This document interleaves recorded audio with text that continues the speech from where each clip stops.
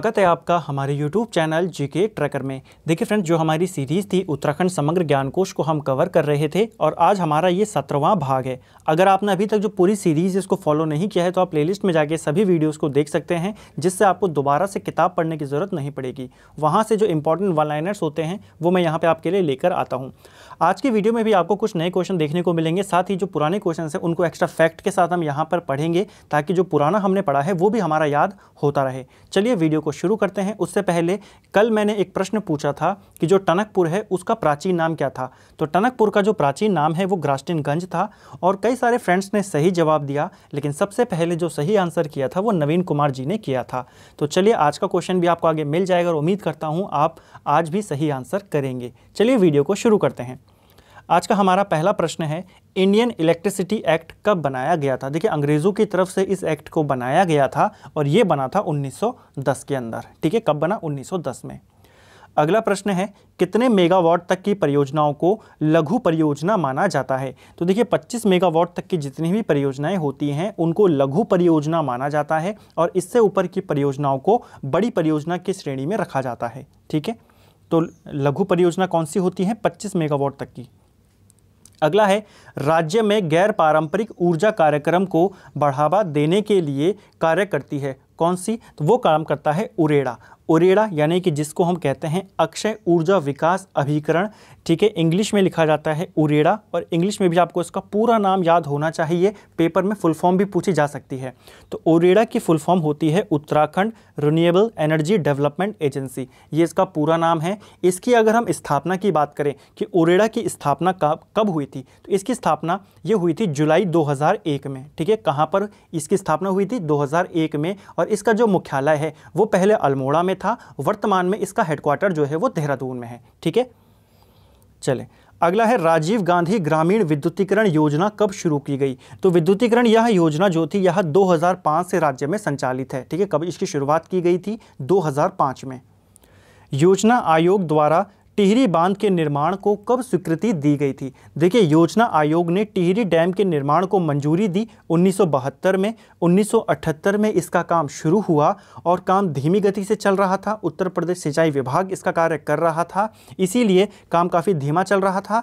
तो 1988 में 1988 में केंद्र सरकार ने THDC का गठन किया और इसको 89 में टिहरी डैम का कार्य सौंप दिया। तो दो प्रश्न बनते हैं। पहला, THDC की स्थापना कब हुई? 88 में। इसको टिहरी डैम का काम कब सौंपा गया? 89 में। दोनों आपको याद रखने हैं। ठीक है, टिहरी बांध की बात करें तो इसकी जो कुल ऊंचाई है आपको पता होगा, कई बार आप इसको पढ़ चुके हैं, पेपर में भी आ चुका है। 260.5 मीटर इसकी कुल ऊंचाई है। एशिया का नंबर 1 पर है और विश्व में चौथे नंबर पर है ऊंचाई के मामले में। ठीक है, इसका जो जलाशय है, तो जलाशय का जो क्षेत्रफल है ये 42 वर्ग किलोमीटर है और इस जलाशय का जो नाम है, दो नाम है, एक आधिकारिक नाम है, एक स्थानीय नाम है। देखिए जो इसका जलाशय का जो आधिकारिक नाम है वो है स्वामी रामतीर्थ सागर और जो इसका स्थानीय नाम है वो है सुमन सागर। तो दोनों आपको याद रखने हैं। अगर आधिकारिक पूछेगा स्वामी रामतीर्थ सागर और अगर स्थानीय पूछेगा तो सुमन सागर। ठीक है, अगला है, एशिया का सबसे बड़ा सीमेंट रहित मिट्टी और पत्थर से बना हुआ बांध कौन सा है। तो एशिया का सबसे बड़ा जो सीमेंट रहित मिट्टी और पत्थर से बना है वो है कालागढ़ बांध। यह आपको पता है रामगंगा नदी के ऊपर बना हुआ है। कौन सी रामगंगा है? तो पश्चिमी रामगंगा, जिसको रातवाहिनी के नाम से भी जाना जाता है, उस नदी के ऊपर यह बांध बना हुआ है पौड़ी गढ़वाल में। ठीक है, अगला है, अब यहाँ पर देखिए कुछ प्रमुख परियोजनाएं हैं, जल विद्युत परियोजना है, उनको यहाँ पर देखते हुए चलते हैं कि ये परियोजना कौन से जिले में है, कौन सी नदी पर है। सबसे पहले बात करेंगे यमुना नदी की परियोजनाएं। यमुना पर कौन कौन सी परियोजनाएं हैं? देखिए ढकरानी परियोजना किस पर है? यमुना पर है, देहरादून में। ढालीपुर परियोजना, कुल्हाड़ परियोजना और खोदरी परियोजना, ये चारों परियोजनाएं ये देहरादून में हैं और ये यमुना नदी पर स्थित हैं। ठीक है, इसके अलावा एक परियोजना और है यमुना पर, लखवाड़ परियोजना, ये भी यमुना पर है, लेकिन इसकी जो लोकेशन है वो उत्तरकाशी में है। ठीक है, तो आपको जिला और नदी दोनों याद रखनी है। अगला है शारदा नहर। शारदा नहर पर देखिए लोहिया हेड करके एक परियोजना है, लोहिया हेड जल विद्युत परियोजना। ये शारदा नहर या काली नदी पर ये बनी है, शारदा नदी पर बनी है या काली नदी पर, और यह उधम सिंह नगर में स्थित है। देखिए काली नदी पर इसके अलावा एक टनकपुर परियोजना भी है। शारदा नदी पर एक और परियोजना है टनकपुर परियोजना, ये भी काली नदी पर है और ये चंपावत में स्थित है। ठीक है, अब बात करते हैं टोंस नदी की। टोंस नदी पर बनी है देखिए छिबरो परियोजना, नेटवाड़ मोरी परियोजना और जखोल सांकरी परियोजना। ये किस पर बनी है? ये बनी है टोंस नदी पर। इनमें जो छिबरो परियोजना है ये देहरादून में है, अन्य दो उत्तरकाशी में है। गंगा नदी की बात करें तो देखिए पथरी परियोजना, पथरी जल विद्युत परियोजना गंगा नहर पर है, हरिद्वार में। इसी प्रकार मोहम्मदपुर परियोजना ये भी हरिद्वार में है, गंगा नहर पर। चीला परियोजना ये गंगा पर है, पौड़ी गढ़वाल में ये स्थित है, ठीक है, पौड़ी में है। और कोटली भेल परियोजना ये टिहरी गढ़वाल में है और ये भी गंगा नदी पर स्थित है, ठीक है। तो ये चारों परियोजनाएं आपको याद रखनी है। भागीरथी की अगर हम बात करें तो देखिए मनेरी भाली परियोजना, लोहारी नाग परियोजना और पाला मनेरी परियोजना, ये तीनों परियोजनाएं भागीरथी नदी पर हैं और ये उत्तरकाशी जिले में स्थित हैं। इसके अलावा भागीरथी पर कोटेश्वर बांध परियोजना भी है और ये टिहरी गढ़वाल में है। तो आपको नदी और जिला दोनों याद रखने पड़ेंगे।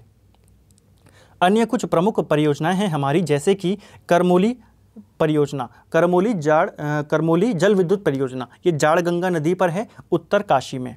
आराकोट त्यूनी परियोजना ये पाबर नदी पर है, उत्तरकाशी में। विष्णुगाड़ पीपलकोटी परियोजना ये कहाँ है? अलकनंदा पर है, ये चमोली में है। और विष्णु प्रयाग जल विद्युत परियोजना वो भी अलकनंदा पर है, चमोली में। उत्सायु बांध, तो उत्सायु बांध कहाँ है? ये पौड़ी में है, अलकनंदा नदी पर ये बना हुआ है, ठीक है। मलारी झेलम परियोजना धौलीगंगा पर है, चमोली में है। बगोली डैम ये पिंडर पर है, चमोली। और पाडुली डैम ये भी पिंडर पर है, चमोली। इसके अलावा एक और जो परियोजना बन रही है पंचेश्वर परियोजना, ये उत्तराखंड की नहीं भारत की सबसे बड़ी परियोजना होगी जब ये बन जाएगी, ठीक है। और इसका जो निर्माण कार्य पूरा होना है 2026 तक अनुमान था कि ये पूरा होगा, लेकिन अब तो मुश्किल है, ठीक है। तो पंचेश्वर परियोजना काली नदी पर बननी है, चंपावत में होगी। और पंचेश्वर जो ये समझौता हुआ है इस डैम को लेकर नेपाल के साथ, ये समझौता हुआ था काली नदी को लेकर 1996 में। तो प्रश्न बन सकता है पंचेश्वर के समझौता जो है काली नदी को लेकर नेपाल और भारत के मध्य समझौता कब हुआ था? 1996 में। अगला है कौसानी किन नदियों के संगम पर स्थित है? देखिए जो कौसानी है यह बागेश्वर में है और गरुड़ और कोसी नदी के संगम पर स्थित है कौसानी। कहाँ पर है? गरुड़ और जो कोसी नदी है उनके संगम पर स्थित है, ठीक है। इसके अलावा कौसानी जो है यह पिंगनाथ की पहाड़ियों पर स्थित है, ये भी आपको याद रखना है। किस पहाड़ी पर है? पिंगनाथ की पहाड़ी पर ये स्थित है। चले अगला है मिलम ग्लेशियर, पिथौरागढ़ की किस तहसील में स्थित है? देखिए जो मिलम ग्लेशियर है यह पिथौरागढ़ में है और कुमाऊं का ये सबसे बड़ा ग्लेशियर है। लेकिन अगर इसकी तहसील पूछी जाएगी तो आप तहसील बताएंगे मुनस्यारी। तो मुनस्यारी तहसील में आता है मिलम ग्लेशियर। ऊपर हमने बागेश्वर की बात करी जो कौसानी था, तो कौसानी का पूर्व नाम भी कई बार पेपर में पूछा जाता है। तो जो कौसानी है इसको पहले बलना के नाम से जाना जाता था और कौसानी को ही महात्मा गांधी ने स्विट्जरलैंड कहा था भारत का, ये भी आपको पता है।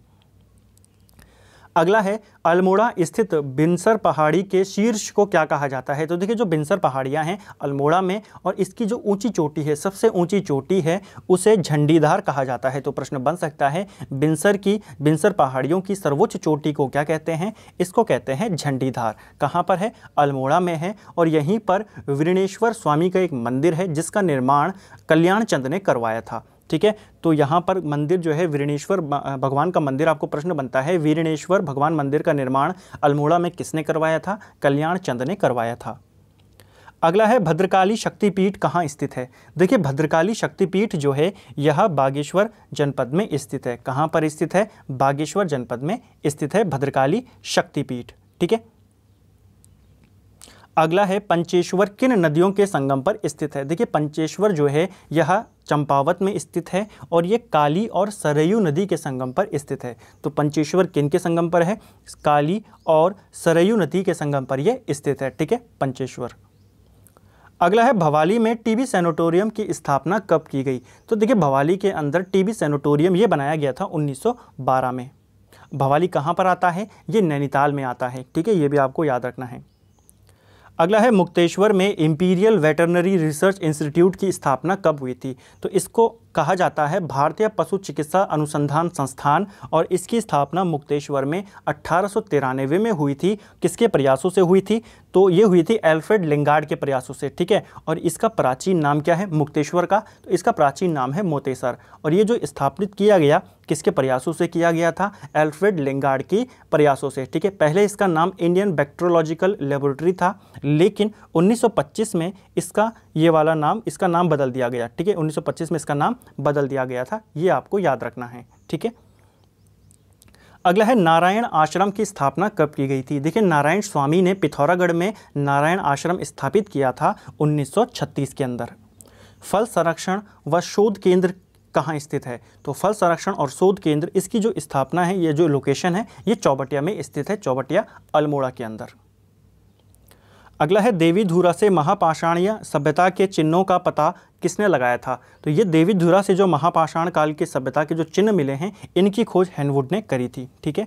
और एक और प्रश्न बनता है यहाँ से, आपको प्रश्न सीधा दे देगा कि रणशिला और बाराही देवी शिला ये कहाँ स्थित हैं? तो ये भी हमारे देवीधुरा चंपावत में स्थित हैं, ठीक है। सीधा आपको नाम दे देगा कि जो प्राचीन स्थल है, प्राचीन पुरातत्व जो ये चिन्ह है रणशिला, ये कहाँ है? ये देवीधुरा चंपावत में है।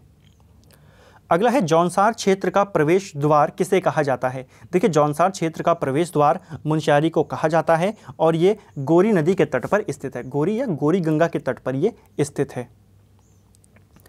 अगला है ओली परियोजना का शुभारंभ कब और किसने किया था? देखिए, ओली परियोजना को जो शुभारंभ किया था, ये 1983 में इंदिरा गांधी ने इसका शुभारंभ किया था। ओली परियोजना यानी कि जो ओली रोपवे वहाँ पर बना था जोशीमठ से ओली के लिए, उसके निर्माण की यहाँ पर बात हो रही है, ठीक है। तो 1983 में इंदिरा गांधी ने इसका निर्माण शुरू करवाया, और फाइनली ये बन के तैयार हुआ 1993 में। तो ओली रोपवे की शुरुआत अगर पूछेगा कब से हुई, तो 1993 से इसने काम करना शुरू किया, ठीक है, 1993 से।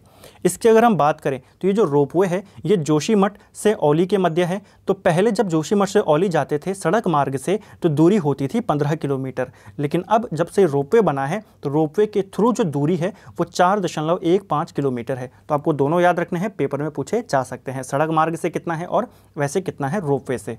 ओली से एक और प्रश्न बनता है कि ओली में जो स्कीइंग महोत्सव की शुरुआत की गई, प्रतिवर्ष इसका आयोजन होता है, सर्वप्रथम इसकी जो शुरुआत थी वो कब की गई? तो 1987 में स्कीइंग महोत्सव यहाँ पर मनाया जाना शुरू हुआ।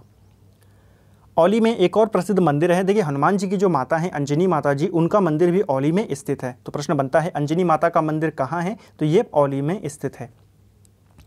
अगला है माणा को पुराणों में क्या कहा गया है? देखिए, माणा को पुराणों में मणिभद्रपुर के नाम से जाना गया है, और माणा के में ही एक बहुत ही प्रसिद्ध पुल है यहाँ पर, भीम पुल या पाषाण पुल, जो कि पत्थर से बना है एक, तो उसको भी यहाँ पे इंपॉर्टेंट है हमारे लिए। प्रश्न बनता है कि जो माणा में भीम पुल है या पाषाण पुल है, वो किस नदी के ऊपर बना हुआ है? तो वो सरस्वती नदी पर बना हुआ है, ये भी आपको याद रखना है, ठीक है। और माणा को पुराणों में क्या कहा गया है? तो मणिभद्रपुर इसको पुराणों में कहा गया है। इसके अलावा माणा में ही जो बद्रीनाथ जी की माता का मंदिर है, माता मूर्ति मंदिर, वो कहाँ है? वो भी माणा में स्थित है। इसके अलावा जो घंटाकर्ण मंदिर है वो भी कहाँ है? वो भी माणा में स्थित है, ठीक है। और एक और चीज़ आपको ध्यान रखनी है, माणा के ही समीप जो वसुंधरा जलप्रपात है वो भी यहीं पर स्थित है। प्रश्न बनता है वसुंधरा जलप्रपात कहाँ पर है? तो ये चमोली जनपद में माणा में स्थित है, ठीक है। आप मुझे कमेंट करके बताएंगे कि जो ये माणा है ये किस जनजाति का ग्रीष्मकालीन आवास है? प्रश्न बनता है, ठीक है।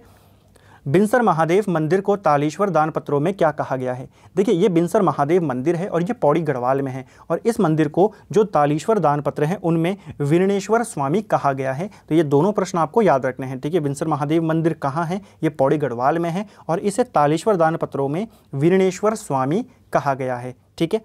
एक क्वेश्चन आपके लिए है जो आपने मुझे कमेंट करके बताना है कि जो लोक कला संस्थान है, ठीक है, लोक कला संस्थान, इसकी लोकेशन आपने मुझे कमेंट करके बतानी है कि ये किस जनपद में स्थित है। अगला है किस क्षेत्र में शमशु देवता की पूजा दुर्योधन के रूप में होती है? देखिए, शमशु देवता इन्हें महाशिव या शिव माना जाता है, लेकिन जो हरकीदून क्षेत्र है उत्तरकाशी का, वहाँ पर शमशु देवता की पूजा दुर्योधन के रूप में होती है। तो प्रश्न बनता है किस क्षेत्र में दुर्योधन के रूप में शमशु देवता की पूजा होती है? तो ये होती है हरकीदून क्षेत्र में, ठीक है। शमशु देवता की पूजा होती है दुर्योधन के रूप में हरकीदून क्षेत्र में। और देखिए, इसी के समीप एक घाटी भी है प्रसिद्ध वारसू घाटी। तो प्रश्न बनेगा वारसू घाटी कहाँ है? उत्तरकाशी में है, हरकीदून क्षेत्र के नज़दीक है, ठीक है। अगला है उत्तरकाशी जनपद की अंतिम अधिवास कौन सा है? तो उत्तरकाशी जनपद का जो अंतिम अधिवास है वो है औसला। ऋषिकेश में महर्षि महेश योगी द्वारा 84 कुटी या 84 कुटिया की स्थापना कब की गई? तो देखिए, महर्षि महेश योगी ने ऋषिकेश में 84 कुटियाओं का निर्माण करवाया था 1967 में। इन कुटियाओं को सरकार के द्वारा 1985 में बंद कर दिया गया, लेकिन फाइनली इनको 2015 में फिर से खोल दिया गया।